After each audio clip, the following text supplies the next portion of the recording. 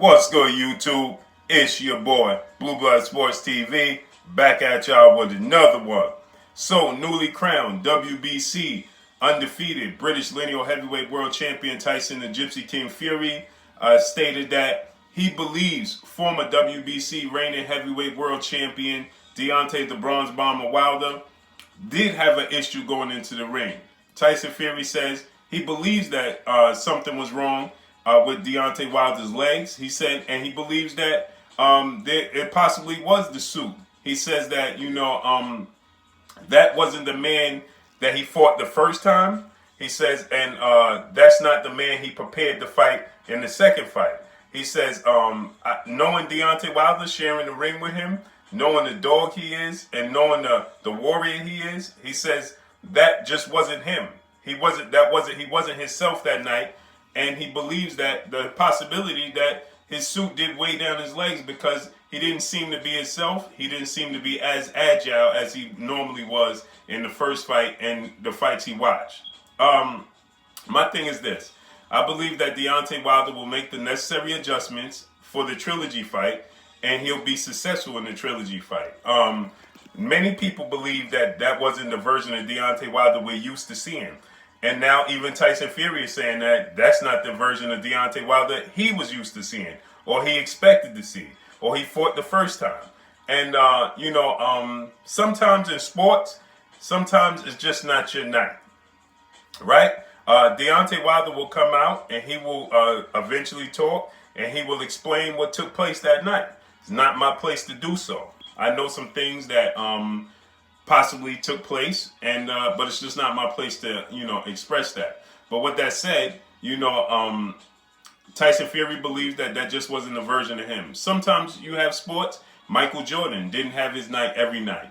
Muhammad Ali night wasn't every night, right? The greats, Tiger Woods.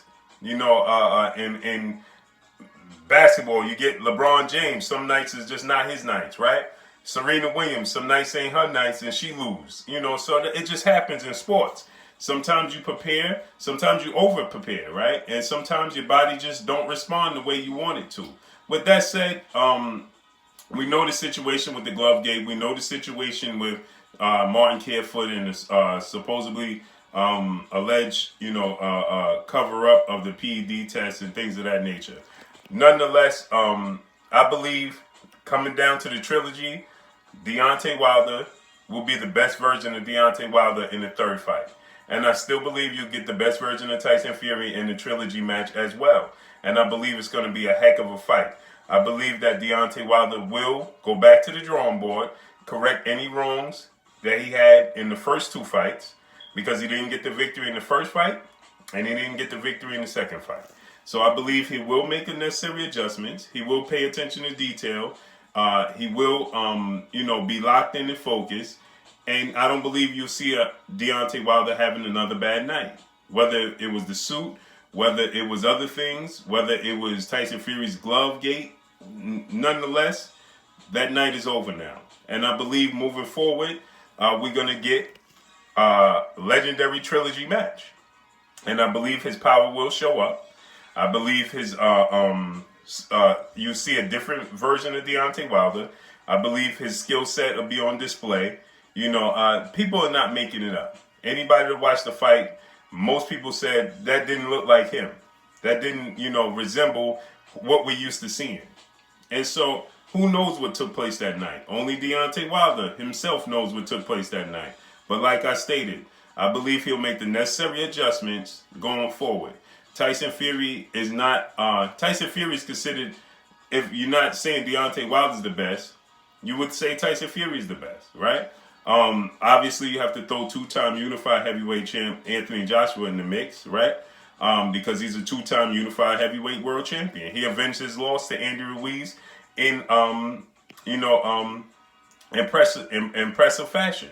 So with that said, I believe that Deontay Wilder will use his jab more. I believe that he won't just be looking for the right hand and power punches. I believe that he'll be setting up punches. I believe that, he'll be defensively more responsible than he was this time, right? There were times where he was throwing a left hook coming out of exchanges, standing straight up.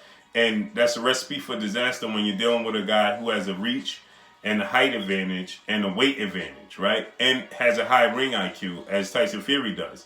So some things that you could get away with against guys that's shorter and are at a disadvantage, you can't get away with Tyson Fury, who has the advantage. And I believe that that's the biggest key in this entire situation, is that Deontay Wilder's used to fighting the guys equal or having an advantage as far as height and reach advantage goes. When it comes to Tyson Fury, he's not awarded that comfort zone. So those are the necessary adjustments that he has to get used to when dealing with Tyson Fury.